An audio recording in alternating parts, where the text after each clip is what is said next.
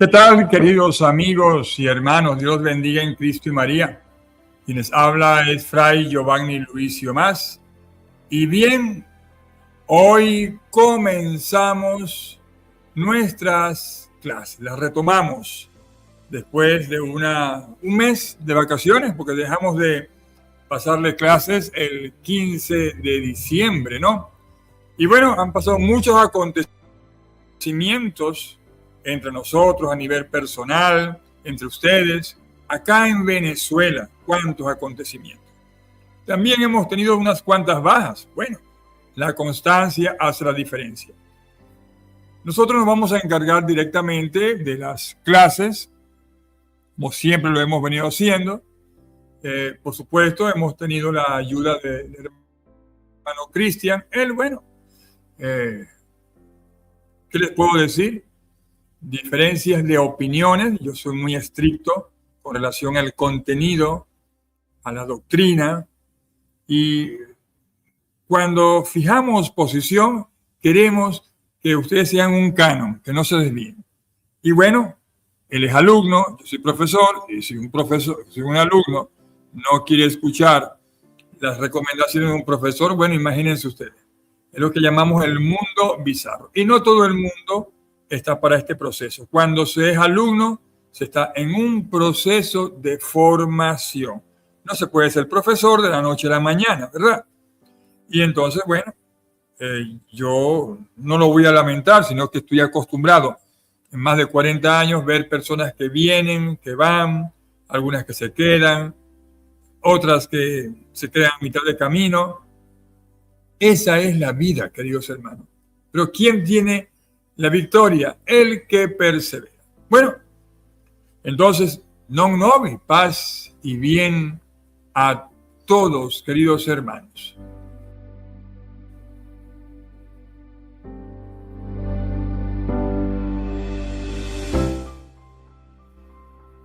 Bueno, vamos a hacer esto una conversación, ¿verdad? Y como le he dicho, es para mí un gozo profundo darles nuevamente la bienvenida a esta cátedra superior y a donde vamos a ver introducción a las Sagradas Escrituras. Y estamos iniciando un viaje que no es solo académico, sino que tiene que ser existencial. Como bien decía San Jerónimo, ¿no? San Jerónimo nos decía, ignorar las Escrituras es ignorar a Cristo. Grábense muy bien esto. Ignorar las Escrituras es ignorar a Cristo. En esta modalidad telemática, quiero que ustedes sientan que estamos sentados en el mismo claustro, bajo la luz de la verdad. Entonces, hoy iniciamos esta primera parte: naturaleza, inspiración y el trípode de la revelación.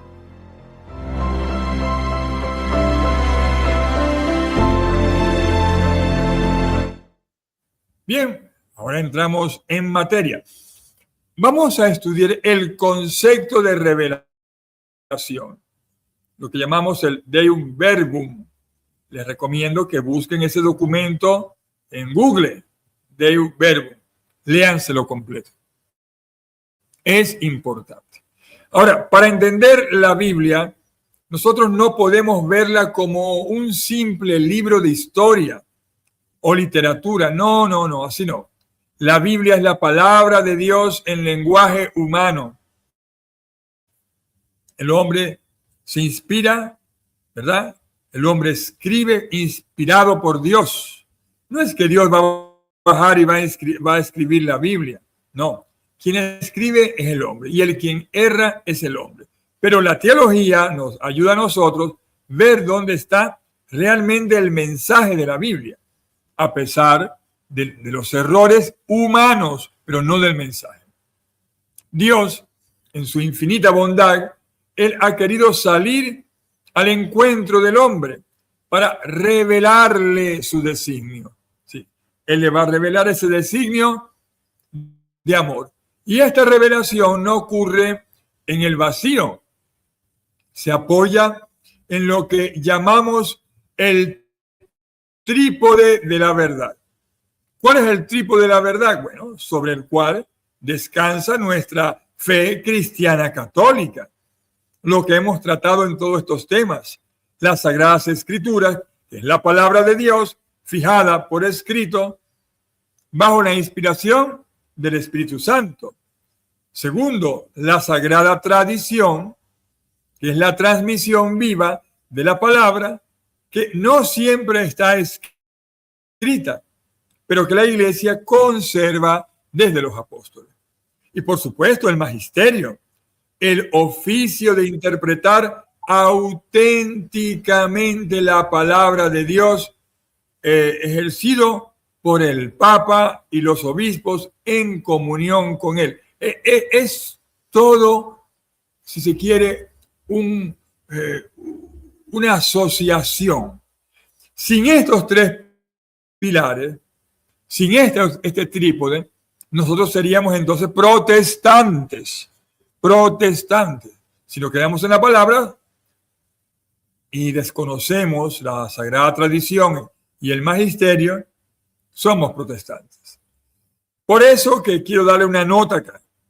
La escritura y la tradición, ellas brotan de la misma fuente divina. Escritura y tradición brotan de la misma fuente divina. Y por supuesto caminan hacia un mismo fin.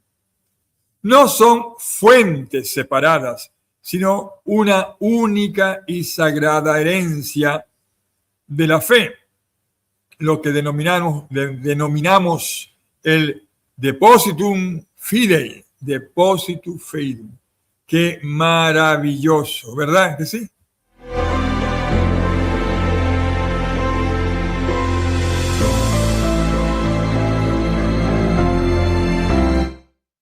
Bien, continuando entonces con nuestra clase, vamos entonces al segundo punto. El primer punto que hemos hablado, el concepto de revelación, Deum Verbum. Ahora tocaremos el segundo punto, que es la inspiración y la inerrancia. ¿Qué significa que la Biblia es inspirada? No es que Dios dictara al oído del autor sagrado lo que llamamos el aiógrafo, ¿no? El aiógrafo, grábense bien esta palabra. La palabra por palabra, no. Dios no la dictó así, palabra por palabra, como una secretaria. ¿Qué nos enseña la Iglesia? La Iglesia nos enseña que Dios se sirvió de hombres en posesión de sus facultades y capacidades, para que actuando Él en ellos y por ellos pusieran por escrito todo y solo lo que Dios quiera. Esto evidentemente produce consecuencias teológicas, fundamental, la inerrancia bíblica. Esto significa que la Biblia no contiene error en aquello que Dios quiso consignar para nuestra salvación. Aquí estamos claros, ¿verdad? La inspiración y la inerrancia. No se preocupen, nosotros pasaremos esto también por YouTube, para que ustedes lo revisen, lo pasaremos por audio y tendrán también el material escrito. Tercer punto, los sentidos de la Escritura. Vean ustedes, queridos hermanos y amigos, para estudiar a nivel superior, como lo estamos haciendo nosotros, debemos superar el literalismo fundamentalista. No se puede tomar la Biblia en forma literal. Quien lo haga así está pensando como un protestante. No. Y de paso, no estaría a un nivel superior, a un nivel académico, que es lo que andamos buscando nosotros con esta formación. La Iglesia Cristiana Católica, siguiendo la tradición patrística, o sea, los primeros padres de la fe, nos enseña que hay dos sentidos principales. El primer sentido es el sentido literal, lo que el autor humano quiso decir según el género literario, la cultura, el contexto histórico. A esto se le denomina, es el fundamento de todo. Acuérdense, hay que tomar en cuenta hasta el idioma. El género literario pudo haber sido prosa, hipérbola, verso, narración. No hagamos como los protestantes, que parecen loritos repetitivos y van repitiendo error sobre error y creen que se la están comiendo. Incluso yo he visto muchos cristianos católicos que andan en eso y no saben el daño que hace de ustedes ponerlos en sus grupos a dar clases, porque estamos confundiendo. Entonces, tenemos el sentido literal, ¿verdad? Ahora tenemos el sentido espiritual. Lo que el Espíritu Santo nos dice a través de los eventos. Se divide en tres. Vean ustedes cómo se divide el sentido espiritual. El sentido espiritual, vuelvo y repito, es el que nos dice a través de los eventos, nos está expresando lo que el Espíritu Santo nos quiere decir. Por lo menos, en el sentido espiritual está el alegórico. ¿Cómo se relaciona esto con Cristo? Esto lo vamos a ver más adelante, ¿verdad? Entonces, el alegórico. Cómo la lectura bíblica, tanto Antiguo como Nuevo Testamento, se relaciona con Cristo. Porque acuérdense que nosotros somos cristocentristas. Aunque leamos el Antiguo Testamento, debe llevarnos a Cristo. Y el Nuevo Testamento debe llevarnos a Cristo. Entonces, el alegórico es el primer sentido espiritual. Luego viene el segundo sentido espiritual, que es el moral. ¿Cómo debo actuar? ¿Cómo debo actuar? Esto es importante. Muchos cristianos dicen ser cristianos y no actúan como cristianos. Entonces, primero, no nos estamos relacionando con Cristo y no estamos actuando como Cristo actúa. Porque ¿qué es un cristiano? Es un seguidor de Cristo, es un discípulo de Cristo, es un imitador de Cristo.